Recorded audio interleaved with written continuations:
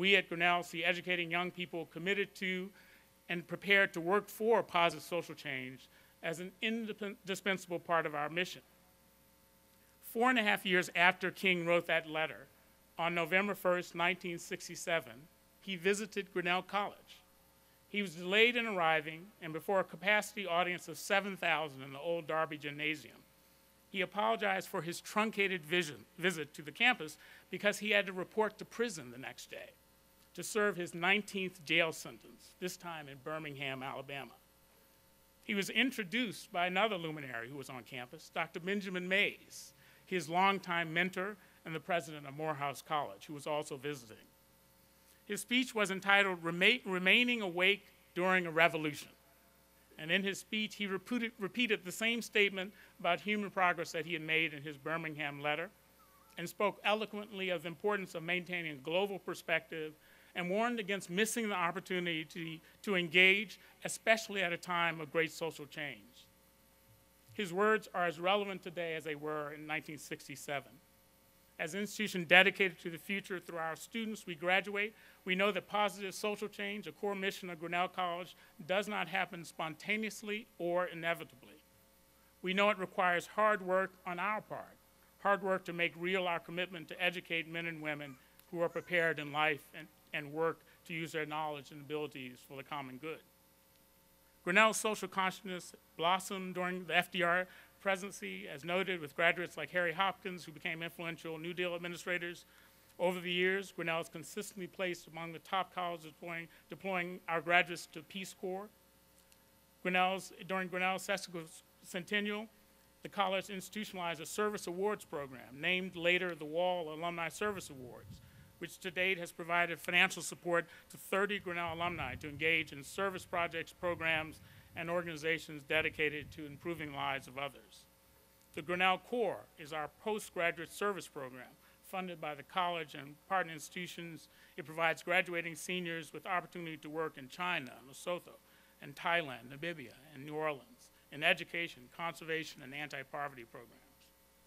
In 2010, among schools with fewer than 3,000 undergraduates, Grinnell contributed the third largest number of seniors, 13, to Teach for America, a program that helps break the cycle of education and educational inequity in communities across the country. I'm extremely proud of these accomplishments, as well as the findings of a recent survey that found that Grinnell students were among the country's most socially minded. Today, our commitment to social justice continues through a strong philosophy of self-governance and personal responsibility, as well as through programs and initiatives that encourage students to learn about the world beyond the campus and to effect positive social change. I very much wanted to include a strong service component in this inauguration to remind all of us about the call to contribute in large ways and small to the broader society that provides higher education institutions the privileges we so enjoy, our prestige, our tax-exempt status, our intellectual freedom. Today's day of service commenced early this morning. More than 250 students, faculty, staff, and community members signed up for volunteering work at more than 25 sites in our community. And I'm delighted by that showing and hope that this will be a new tradition at Grinnell. Speaking to our students, many of whom participated in this morning's activity, we know that the future of higher education, as well as that of our larger society, will not be shaped exclusively or even primarily by those of us now in positions of authority, but rather by people like you, tomorrow's leaders, and none more so than the first winners of the Grinnell College Young Innovator for Social Justice Prize. The college established this program this year as one way to recognize this distinctive part of our history and identity at this time of change and leadership. The 2011 Grinnell Prize received over 1,200 nominations from 66 countries of people under the age of 40. Students were involved in every step of the selection process, from winning the nominations from 1,200 to 3. As we revealed on Thursday, the prize honors individuals who have demonstrated leadership in their fields and who showed creativity, commitment, and extraordinary accomplishment in affecting positive social change. Our nominees spanned a diverse array of social issues, including hunger relief, childhood education, environmental issues, literacy, youth arts, faith-based organizations in violence prevention, immigration, GLBTQ services, youth services, hospice care, children's mental health, and global peace. And from this impressive pool of candidates, 3 extraordinary Grinnell Prize winners emerged.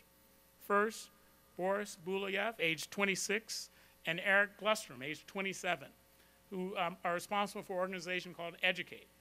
They established this remarkable organization to educate and empower the next generation of socially responsible leaders in Africa. In Uganda, they successfully incorporated social entrepreneurship training in the nation's national educational system. And their curriculum will now empower as many as 100,000 diverse high school students across the country to transform their enthusiasm into action.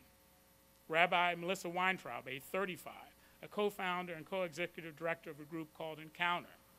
She helped establish an educational organization dedicated to providing global leaders from across the religious and political spectrum with face-to-face exposure to Palestinian life. Her bold, transformative approach stresses civility of discourse in a way that can open minds and potentially promote peace.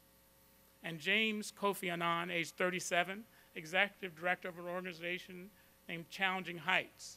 He was himself a survivor of child trafficking. He established this program to provide education for children who have returned from the worst forms of child labor. With incredible initiative, he rose to become a university graduate and a manager at Barclays Bank of Ghana. And in April 2007, he resigned from the bank to devote his full-time efforts to promote the mission of Challenging Heights, providing education, health, and advocacy programs to vulnerable children. Each of these extraordinary prize winners pursues positive social change in their life's work. They will come to campus in the fall to talk to our students about their work, and we are now working to develop opportunities for students to complete internships to organizations that will receive the funds. All the winners were agitators, restless individuals incensed about injustice in the world and determined to redress it. I borrow this concept of agitators from a wonderful essay by the famous sociologist and civil rights leader W.E.B. Du Bois, entitled The Value of Agitation. It was published more than 100 years ago. When he was criticized as a part of the Niagara movement in the early 1900s for being too aggressive in demanding full equality for African Americans, he wrote the following: "There are those in the world who object to agitation, who cannot, and we cannot wholly blame them. Agitation, after all, is unpleasant. It is not a pleasant role to play. It's not always pleasant to nice ears to hear a man ever coming with his dark facts and unpleasant conditions. Nevertheless, it is the highest optimism to bring forward the dark side of any human picture. When a man does this, he says to the world, things are bad, but it's worthwhile to let the world know that things are bad in order that they may become better. The real crushing pessimism takes hold of the world when people say things are so bad that they are not worth complaining of because they cannot be made better. As an institution committed to preparing students to change the world, we celebrate agitators and agitation that comes from shining a harsh light on society's difficult truths and then devising solutions to address them fairly. We proudly proclaim our alumni and their spirit of social entrepreneurial drive as agitators.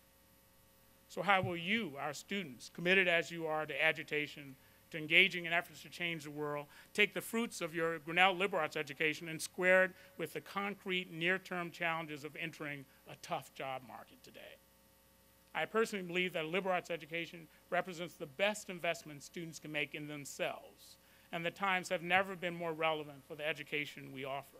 Why? Because the liberal arts education provides its graduates with the vital analytic, problem-solving, and adaptive learning skills needed for a constantly transforming world. You are fortunate that your Grinnell education continuously evolves with programs like the Expanding Knowledge Initiative, which introduce curricular innovations in interdisciplinary areas such as environmental sustainability. Your education is enriched in 1,001 ways by faculty members who continuously expand their knowledge in order to equip you with the highest quality liberal arts education.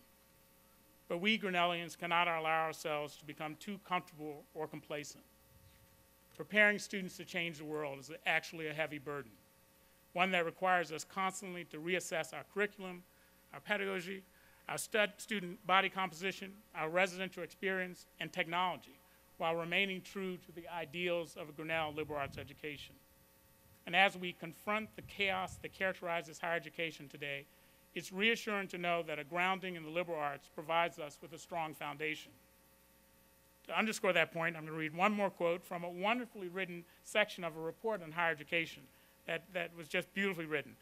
The report said, "Much uncertainty exists as to what is listened to and how and by whom. Meanwhile, a shower of technical innovation and communication descends upon us, each enough by itself to originate an epoch. And the psychologic assumptions and the philosophic coordinates upon and by which to test and place them remain with one foot in the unconscious and the other in the Middle Ages. We are at a turning point indeed in human affairs, though we can do no more than guess what vectors may be needed to describe our spin.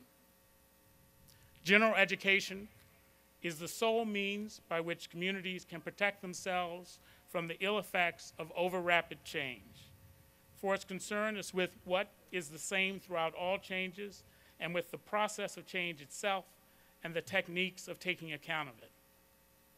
Remarkably, that passage was written 60 years ago in the Harvard report entitled General Education in a Free Society, which actually became a bestseller. 6 decades later, after enormous expansion of what we know about our world, we still can only guess what vectors may be needed to describe the spin of our change.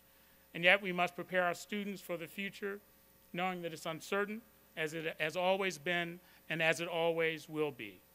And I can think of no more gratifying opportunity than to lead this institution at this point in time. In closing, I'd like to reflect on the messages of slave spirituals, which have always had great meaning to me, and you will soon hear a song from that tradition sung by Grinnell students. I learned these songs primarily in the music classes in my elementary school, which is part of the de facto segregated Baltimore City schools of my childhood. These spirituals have been called sorrow songs, and that surely is one of their most poignant themes. But with their soulful words and music, they also summon the strength needed for difficult times, and they offer hope for a better time in the future. And I am hopeful for many reasons. First, I must be hopeful that the world our two little boys will enter will be better than the world that we entered. But I am also hopeful because of the concrete evidence of changes in our society since my birth, changes that have allowed me to be at this place at this time, when so many others before me of equal or superior skill and intelligence were denied similar opportunities. I'm hopeful because I see the staff of our college so dedicated to our mission that they make it here without fail through snow and rain and hail, no matter what, so that our students are safe and fed and supported so that they may learn. I am hopeful because of the remarkable record of our alumni and meaningful achievements true to our core values in settings around the world, alumni who remain connected to this place and to those who follow in their footsteps long after they have graduated. I'm hopeful because of the countless acts of kindness and generosity toward our students by the citizens of the town of Grinnell. I'm also hopeful because I see faculty members who dedicate themselves far beyond their classroom curricula to the needs of their students, to the rigors of their profession, to the pursuit of new ideas.